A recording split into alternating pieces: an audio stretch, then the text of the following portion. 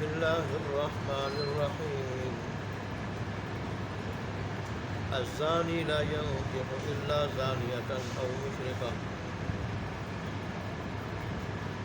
الزانية والزاني فاجلدوا كل واحد منهما 100 جلدة ولا تأخذكم بهما رأفة في دين الله إن كنتم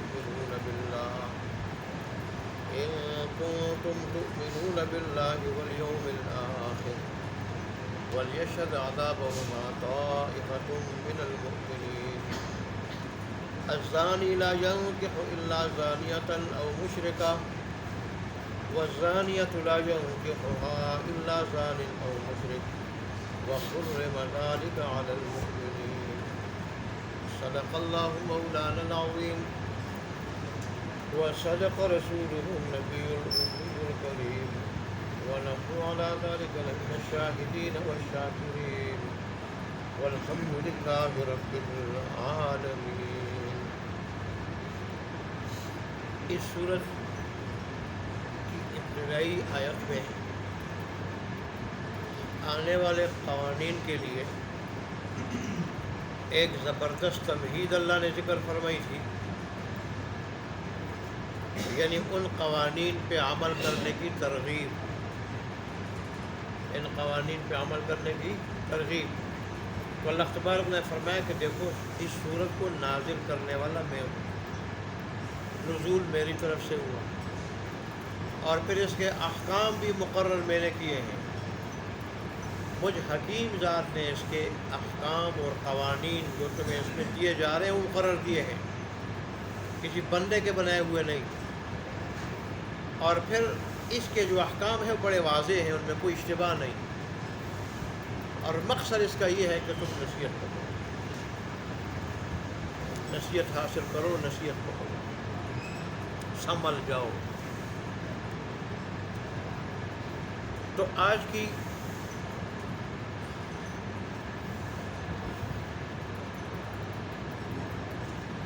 پہلی آیت میں اللہ تبارک و تعالیٰ نے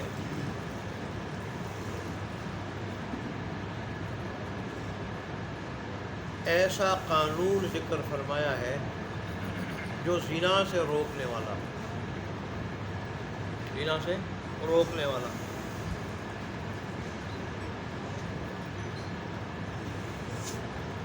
چنانچہ اللہ تبارک و تعالیٰ ارشاد فرماتے ہیں الزانیۃ والزانی، زنا کرنے والی عورت اور زنا کرنے والا مرد، بدکار عورت اور بدکار مرد، فجلدوا کل واحد منہم، درے مارو ان میں سے ہر ایک، 100 جلدہ، 100 درے.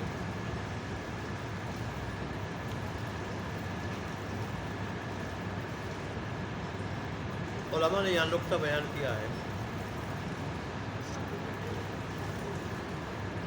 کہ یہاں پہ اللہ تبارک و تعالیٰ نے زانیہ کا ذکر پہلے کیا اور زانی کا بعد، جبکہ چوری کے موقع پر چور کا ذکر پہلے ہے اور چورنی کا بعد. السارق والسارقۃ وہاں ہے، چوری کرنے والا مرد اور چوری کرنے والی عورت. اب اس میں نقطہ کیا ہے، تو نقطے مفسرین نے یہ بیان کیے ہیں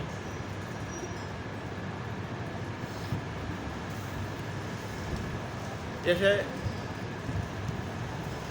علامہ اشرف علی تھانوی رحمۃ اللہ نے 3 نقطے بیان کیے. پہلا نقطہ یہ کہ عورتیں جو ہوتی ہیں یہ ناقصات العقل ہوتی ہیں، بہکاوے میں جلدی آتی ہیں، اور وہ ابھارتی ہے مردوں کو زنا پہ. وہ نہ ابھارے، وہ راضی نہ ہو تو پھر مرد کچھ نہیں کر سکتا، مرد کچھ نہیں کر سکتا. تو اس لیے اللہ تبارک نے زانیہ کا لفظ پہلے ذکر کیا، زانیہ کا لفظ پہلے ذکر کیا. اور دوسرا نقطہ اس میں یہ ہے کہ اللہ نے آیت کے اگلے حصے میں فرمایا وَلَا تَأْخُذْكُمْ بِهِمَا رَأْفَةٌ فِي دِينِ اللَّهِ،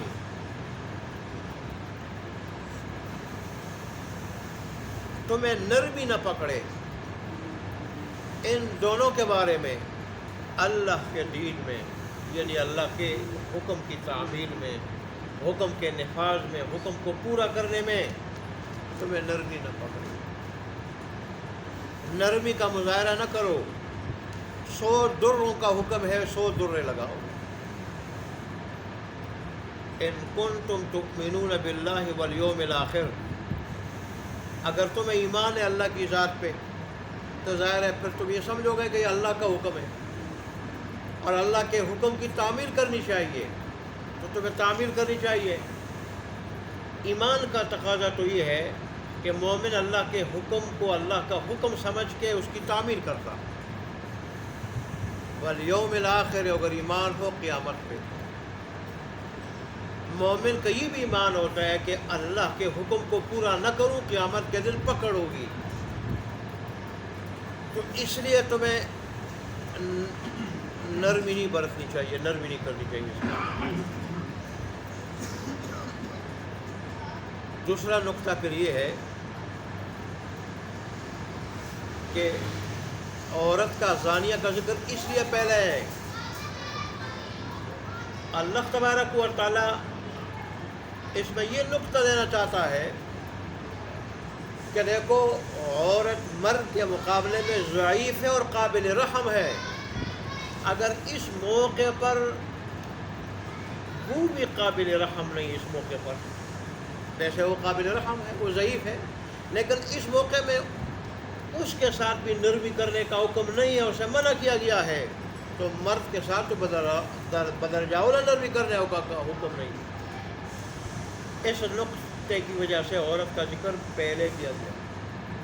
تیسرا نقطہ انہوں نے یہ بیان کیا ہے کہ زنا تو قبیح دونوں کے حق میں ہے اور ایک جیسا قبیح ہے، لیکن زنا کے نتیجے میں عورت کو پھر حمل بھی ٹھہر جاتا ہے، اور پھر وہ حمل اس کی ولادت بھی ہو جاتی ہے، اور وہ پھر عورت کے لیے زیادہ باعث شرم اور عار ہوتا ہے۔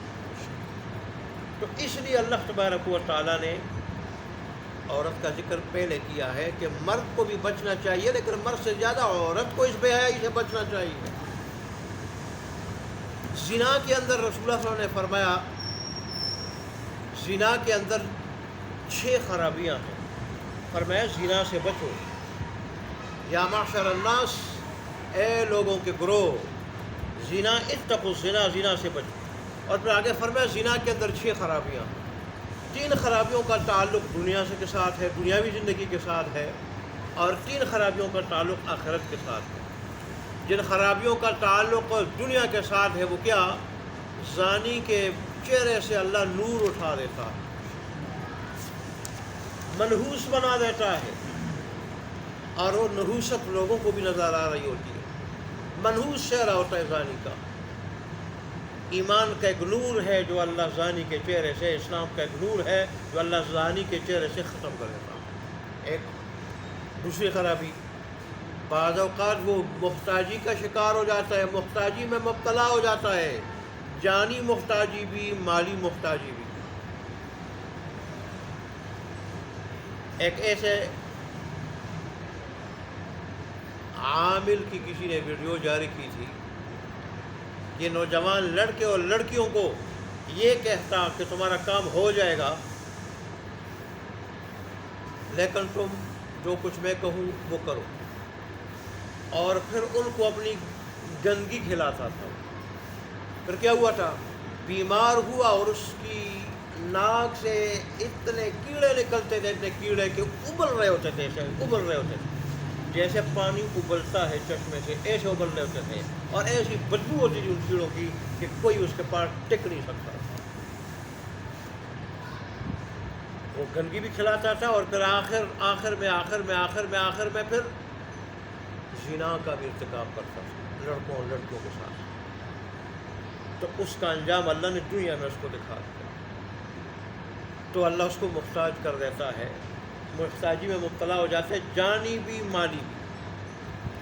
اور تیسری خرابی دنیا کی یہ ہے کہ زانی آدمی کی عمر اور مال سے برکت اٹھ جاتی ہے، عمر اور زندگی اور مال سے برکت اٹھ جاتی ہے، یہ 3 خرابیاں تو دنیا سے متعلق ہیں، اور آخرت سے متعلق 3 خرابیاں، زانی پہ اللہ کا غصہ نازل ہوتا ہے، اللہ کے غصے سے اللہ ہم سب کو بچائے، بہت بری چیز ہے۔ قرآن کہتا ہے یہود پہ میرا غصہ ہے۔ اسرائیل کے نام سے جو ریاست بنائی ابھی کچھ عرصہ پہلے، اس سے پہلے یہود کی پوری دنیا میں کہیں جگہ نہیں تھی، جہاں بھی جاتے لوگ پٹائی کر کے اور قتل کر کے ان کو بھگا دیتے تھے۔ ہٹلر تو مشہور ہے، کتنے یہودیوں کو اس نے قتل کیا تھا۔ کہ کیوں؟ قرآن میں اللہ فرماتا ہے کہ یہودیوں پہ میرا غضب نازل ہوا، میرے دین میں تحریف کر کے، انبیاء میرے لاڈلوں کو ستا کے اور شہید کر کے میرا غصہ نازل ہوا ہے۔ تو زانی پہ اللہ کا غصہ نازل ہوگا ایک، اور دوسری آخرت کی خرابی، زانی کا حساب برا ہوگا، سخت حساب ہوگا، اور رسول اللہ نے فرمایا کہ جس سے سخت حساب لیا گیا وہ ہلاک کیا گیا۔ اللہ سے آسان حساب کی دعا کیا کرو۔ آسان حساب یہ ہے کہ اللہ تبارک و تعالیٰ اپنی جوارے رحمت میں جگہ دے کے کہے گا تو نے یہ کیا یہ کیا یہ کیا، وہ کہ اقرار کرتا جائے گا، اللہ کہے گا جاؤ میں نے معاف کر دیا، دنیا میں پردہ ڈال دیا تب بھی معاف کر دیا۔ اور سخت حساب یہ ہے کہ اللہ ایک ایک پائی کا اور رتی کا حساب لے لے اور کہے کیوں کیا ہے، اور جب کہے کیوں کیا ہے تو یہاں سے انسان تباہ ہو جائے گا۔ تو حساب سخت ہوگا زانی کا۔ اور تیسری چیز، زانی جہنم کا شکار ہوگا، جہنم کا، اور کسی کو اللہ تبارک و تعالیٰ معاف بھی کر سکتا ہے بغیر توبے کے، لیکن زنا ایسا جرم ہے کہ اللہ تبارک و تعالیٰ زانی کو جہنم کا شکار کرے۔ اس کی وجہ یہ ہے، یہ ایسی قبیح حرکت ہے کہ اسے نسلیں تباہ ہوتی ہیں، نسلیں برباد ہو جاتی ہیں، خاندان برباد ہو جاتے ہیں۔ آج گورے اپنی نسل کے بارے میں یہ نہیں کہہ سکتے کہ ان میں چند بچے حلالی ہیں، چند بچے حلالی ہیں مار کے، وہ نہیں کہہ سکتے۔ وجہ اس کی ہے کہ ان کا خاندانی نظام تباہ ہو چکا ہے زنا کی وجہ سے۔ تو زنا جو ہے وہ اتنی بری چیز ہے۔ یہی وجہ ہے عبداللہ بن مسعود نے رسول اللہ سے پوچھا سب سے بڑا گناہ کیا ہے؟ رسول اللہ نے فرمایا اللہ کے ساتھ شرک کرنا، شریک ٹھہرانا۔ اور پھر انہوں نے پوچھا کہ اس کے بعد؟ رسول اللہ نے فرمایا کہ اپنی اولاد کو اس خوف سے قتل کرنا، اور آج کل خاندانی منصوبہ بندی پہ عمل کرنا کہ میں ان کو کھلاؤں گا کہاں سے، کھلاؤں گا کہاں سے۔ یہ اس کے بعد شرک کے بعد سب سے بڑا گناہ۔ اور پھر عرض کی کہ اس کے بعد؟ تو رسول اللہ نے فرمایا اس کے بعد زنا بڑا گناہ، زنا۔ اور پھر وہ پڑوسی کی بیوی سے زنا ہو تو اور بھی کیا ہے، وہ برا اور بڑا جرم ہے۔ یہی وجہ ہے کہ شریعت نے دوائی زنا بھی کیا کی ہے، ناجائز قرار دیے۔ دوائی زنا، غیر محرم کی طرف دیکھنا، شیطان کے تیروں میں سے ایک تیر ہوتا ہے جو دل پہ لگتا ہے، اور نظریں جھکانے کا حکم دینا، کسی اجنبی عورت کو مس کرنا، ہاتھ لگانا، یا اس سے خلوت اختیار کرنا۔ یہ رسول نے فرمایا جب دو مرد اور عورت اکٹھے ہوتے ہیں، تنہائی اختیار کرتے ہیں، تیسرا ان کے ساتھ شیطان ہوتا ہے، اور اس وقت تک شیطان ان کو نہیں چھوڑتا جب تک شیطان ان کو زنا میں مبتلا نہیں کرتا۔ اے اللہ، یہاں اللہ تبارک و تعالیٰ نے جو سزا ذکر کی ہے یہ غیر شادی شدہ زانی اور زانیہ کے لیے کہ 100 درے مارو، لیکن دروں کا درے مارنے والا ماہر آدمی ہے کہ نہ وہ اتنی شدت کے ساتھ لگا دے کہ وہ برداشت ہی نہ کر سکے، اور نہ اتنے ہلکے ہوں کہ ان کو تنبیہ بھی نہ ہو جائے۔ رسول اللہ کی زندگی میں آپ نے خود دروں کی سزا نافذ کی تھی، تو آپ نے حکم دیا تھا کہ فالتو کپڑے اتار دو، مطلب کوٹ ہو چادر ہو اتار دو، قمیص شلوار مت اتارو تاکہ بے پردگی نہ ہو، اور اس طرح جو ہے وہ درے لگوائے تھے، اور عورت کے لیے تو بھڑک ہوتا تھا، اور اس طرح اس کو سزا دلائی گئی تھی۔ اللہ اکبر. آج دیکھیں انگریز اس سزا کو وحشیانہ سزا کہتے ہیں. اس کو تو کہتے ہیں وحشیانہ. خود وہ جو درے مارتے ہیں دیکھیں. پھر شریعت نے قید بھی لگائی, سر پہ نہ ہو, چہرے پہ نہ ہو, چہرے پہ نہ ہو, اعضائے تناسل پہ نہ ہو. یہ شریعت کی جو ہے وہ کیا ہے پابندیاں ہیں. اور وہ خود جو درے لگاتے ہیں وہ کس قسم زوردار ہوتے ہیں. ایک ایسا آدمی ہوتا ہے کہ جو دروں میں مہارت تو رکھتا ہے لیکن وہ آگے جس پہ درے لگائے جاتے ہیں اس پہ رحم نہیں کھاتا. دور سے دوڑتے ہوئے جاتے ہیں, دوڑتے ہوئے, اور زور کا درہ, ایسا درہ لگاتا ہے کہ اس سے انسان کے جسم کا گوشت قیمہ بن جاتا ہے.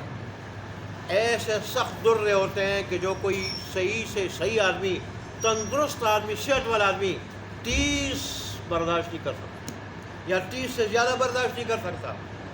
تو خود اپنی سزا وحشیانہ ہے, اس کو تو وحشیانہ نہیں کہتے ہیں.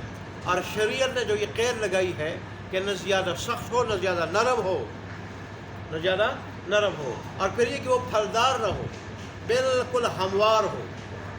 درہ کیا ہو, ہموار ہو, پھلدار نہ ہو, اس پہ کانٹے نہ ہو, بالکل ہموار ہو, تاکہ اس سے زیادہ تکلیف نہ پہنچے. تو شریعت کی سزا کو کیا کہتے ہیں, وحشیانہ. دراصل گوروں کا یہ غلط پروپیگنڈا ہے پیغمبر اسلام کے بارے میں, مسلمانوں کے بارے میں, دین اسلام کے بارے میں. اور شروع سے یہی ہے کہ ہمارے آباء و اجداد ان کے ہاتھوں کیوں مغلوب ہوئے اور یہ کیوں غالب ہوئے, اور ہم سے اقتدار انہوں نے کیوں چھینا تھا, ان کو غلبہ کیوں ملا تھا. اور یہ بھی وہ جانتے ہیں کہ اگر لوگ دین اسلام سے ان کو متنفر نہ کیا جائے تو دین اسلام کے قریب جائیں گے, قریب جائیں گے تو یہ تو ایسا دین ہے اور کھینچ لے گا اپنی طرف, تو پھر کیا ہوگا, ہمارے دین ختم ہو جائیں گے. اس کی وجہ سے وہ غلط پروپیگنڈا کرتے ہیں. جیسے امیر شکیب ارسلان نے کسی کتاب کے مقدمے میں لکھا تھا کہ گورے نے چھوٹی بڑی کم و بیش 6 لاکھ کتابیں مسلمانوں کے خلاف, پیغمبر اسلام کے خلاف, دین اسلام کے خلاف لکھی ہیں, اور اس میں انہوں نے سفید جھوٹ سے کام لیا. مسلمانوں کو دہشت گرد اور درندہ, وحشی, کیا کچھ مسلمانوں کو نہیں انہوں نے بتایا. یہی وجہ فلسطین میں ایک صحافی عورت جب گئی اور اس نے جب فلسطینیوں کی محبت دیکھی, مسلمان ہو گئی, اور اس نے کہا کہ میں نے تو اپنے گوروں سے کچھ اور سنا تھا, یہ لوگ وحشی لوگ ہیں, درندہ شبر لوگ ہیں, اور ان میں تو انسانیت کی کوئی ہمدردی نہیں ہے, انسانیت کو کھانے والے لوگ ہیں. لیکن آپ تو انسانیت کو سینے سے لگانے والے لوگ ہیں. اصل انسانیت تو تم میں ہے, ہم گوروں میں نہیں ہے. اچھا, یہ سزا تو کس کے لیے ہے جس کی شادی نہ ہو. شادی شدہ کے لیے سنسار ہے, اس کا ذکر قرآن میں نہیں, اس کا ذکر رسول اللہ صلی اللہ علیہ وسلم کے ارشادات میں اور آپ کے عمل میں. وہ مشہور اور متواتر حدیث ہے جس میں سنسار کا ذکر ہے. سنسار کس کو کیا جاتا ہے, محسن آدمی کو. اور محسن کس کو کہا جاتا ہے, جس میں 5 شرطیں ہوں, جس میں 5 شرطیں ہوں. ویسے محسن کہتے ہیں پاک دامن کو, تو یہاں محسن جس کو سنسار کیا جاتا ہے, اس بات میں محسن کس کو آ جائے, اس میں 5 شرطیں ہوں. پہلی شرط ہے مسلمان ہو, غیر مسلم کو سنسار نہیں کیا جا سکتا. اور دوسری شرط یہ وہ آزاد ہو, غلام لونڈی کو سنسار نہیں کیا جا سکتا. تیسری شرط کہ وہ عاقل ہو, مجنون اور دیوانے کو سنسار نہیں کیا جا سکتا. اور چوتھی شرط وہ بالغ ہو, نابالغ کو سنسار نہیں کیا جا سکتا. 5ویں شرط کہ صحیح نکاح ہوا ہو, اور صحیح نکاح کے بعد پھر مباشرت ہوا ہو, میاں بیوی نے ملاقات کی ہو, میاں بیوی نے ملاقات کی ہو صحیح نکاح کے بعد. یہ 5 شرطیں جہاں پائی جاتی ہیں وہاں انسان محسن ہو جاتا ہے. اور ایسا محسن اللہ تبارک و تعالیٰ نے اس کو پاک دامنی کی شفار سے نوازا. اس کے باوجود بھی اگر وہ پاک نہ بننا چاہے, پلیت بننا چاہے, تو اللہ نے اس کے لیے سزا سخت رکھی, تاکہ زنا جیسی بے حیائی کا ناسور مسلمانوں کے معاشرے اور سوسائٹی کے قریب بھی نہ آ جائے. یہاں اللہ تبارک و تعالیٰ نے 2 سزائیں ذکر کی غیر شادی شدہ کے لیے, مرد اور عورت کے لیے. دو، ایک سزا تو شرعی ہے اور دوسری سزا قومی ہے۔ شرعی سزا تو یہ ہے کہ 100 درے مارو، اور اس سزا کے نفاذ میں نرمی سے کام مت لو۔ ہاں، کہیں تم جو ہے وہ رحم دلی کے شکار نہ ہو جاؤ۔ اللہ سے بڑھ کر کوئی رحم دل نہیں ہے، رحیم کریم نہیں ہے، رحم کرنے والا نہیں ہے۔ اس نے جو یہ سزا نافذ کی، اور ظاہر اس میں قیود بھی دی ہے، نہ زیادہ سخت ہوں نہ زیادہ نرم ہوں، چہرے پہ نہ ہو، سر پہ نہ ہو، خاص اعضاء پہ نہ ہو، نازک جگہوں پہ نہ ہو۔ تو پھر اس میں جو ہے وہ کیا ہے، جن کے لیے یہ سزا نافذ ہو رہی ہے ان کے لیے بھی اور دیگر کے لیے زندگی ہے۔ وَلَكُمْ فِي الْقِصَاصِ حَيَاةٌ يَا أُولِي الْأَلْبَابِ، قصاص میں قتل کا جو قصاص ہے، مان اللہ نے اس کی وضاحت کی ہے کہ جو شرعی سزائیں ہیں، شرعی سزائیں، اس میں تمہارے لیے زندگی، تاکہ اوروں کے لیے عبرت ہو اور کوئی جرائم کے قریب نہ آئے۔ یہ تو شرعی سزا ہے۔ قومی سزا کیا ہے؟ اور اللہ تبارک و تعالیٰ نے فرمایا کہ یہ جو شرعی سزا نافذ کرو تو پوری مسلمانوں کی ایک بڑی جماعت کے سامنے ہو، تاکہ ان کو بھی کیا ہو اور لوگوں کو بھی کیا ہو، عبرت ہو۔ اور قومی سزا کیا ہے؟ اللہ فرماتے ہیں کہ پھر ایسے زانی مرد اور عورت سے کوئی شادی نہیں کرتا سوائے ایسے ہی زانی مرد کے یا مشرک مرد کے۔ پاک دامن اور مسلمان اور مومن مرد جو ہے زانیہ عورت کے ساتھ یا زانیہ مرد کے ساتھ نکاح نہیں کرتے، عار سمجھتے۔ اور بہتر بھی یہی ہے کہ نیک آدمی نیک عورت کے ساتھ شادی کرے، نیک عورت کی شادی نیک مرد کے ساتھ ہو، یہ بہتر ہے۔ آج کو لوگ دولت کو دیکھتے ہیں، یہی تو مصیبت ہے، دولت کو دیکھتے ہیں اور نیکی کو نہیں دیکھتے۔ تو پھر وجہ اس کی یہ ہوتی ہے کہ تیسرے دن یا مہینے بعد بیٹی واپس گھر آ جاتی ہے۔ انہوں نے دولت کو دیکھا، دین کو نہیں دیکھا۔ ظاہر ہے جب دین ہو تو انسان ہوتا ہے، اور دین نہ ہو تو پھر انسان نما درندہ ہوتا ہے۔ تو انہوں نے انسان نما درندہ کو تو دیکھا، لیکن انسانیت کو نہیں دیکھا، دولت کو دیکھا، انسانیت کو نہیں دیکھا، نیکی کو، دینداری کو نہیں دیکھا۔ تو تیسرے دن بیٹی واپس آ جاتی، اور اگر ادھر رہے بھی تو اس کی زندگی جہنم بن جاتی۔ اس لیے اللہ تبارک نے فرمایا کہ دیکھو، قومی سزا ایسے لوگوں کے لیے ہے کہ پھر نیک لوگ اور شریف اور مہذب لوگ ایسے لوگوں سے نکاح نہیں کرتے۔ اللہ تبارک ان قوانین پہ عمل کرنے کی توفیق عطا فرمائے۔ دیکھیں، الزانیۃ، بدکار عورت، بزانی اور بدکار مرد، فجلدوا، درے مارو تم،